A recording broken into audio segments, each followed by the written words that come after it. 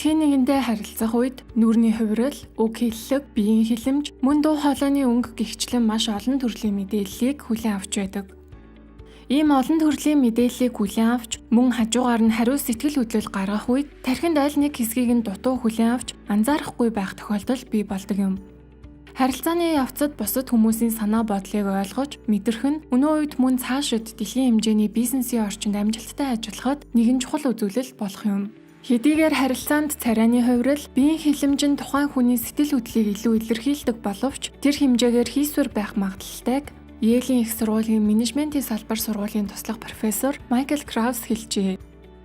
Хоолойны өнгийг удирдах, өөрчлөх тийм ч амаргүй учраас сэтгэл хөдлөл хамгийн үнэн илэрдэг хэмээн тэрээр үзэж буй юм. Мөн тэрээр соёл, хүн ам зүйн онцлогтой уялдуулан илүү үр дүндээ ажиллахын тулд бусдын сэтгэл хөдлөлийг сайн мэдэрч сонсох чадвараа сайжруулах нь чухал гэжээ.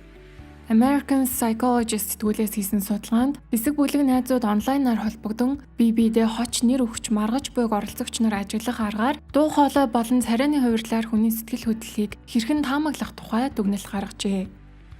Оролцогчид 3 төрлийн даалгавар авсан ба нэг бүлэг нь видеог үзэнгээ сонсож, нөгөө хэсэг нь зөвхөн харилцан яриаг сонссон бол бас нэгэн хэсэг нь зөвхөн видеоны дүрсийг үзсэн ба дуу чимээг нь огт сонсоогүй юм. Дараа нь найзууд хоорондоо ямар сэтгэл хөдлөлөөр харилцаж байсан тухай бүлэг тус бүрээс асуусан байна. Тгээс 8 гэсэн тоогоор гайхшрал, ичих, мөн инээж хөөрч байгаа сэтгэл хөдлөлд оноо өгцгөөжээ.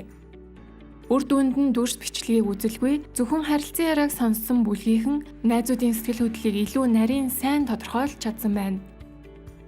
Судалгаанаас харахад бусдын царайны хувирлаас бус хоолойны өнгөнөөс тухайн хүний сэтгэл хөдлөлийг илүү сайн дүгнэж болдог гэжээ.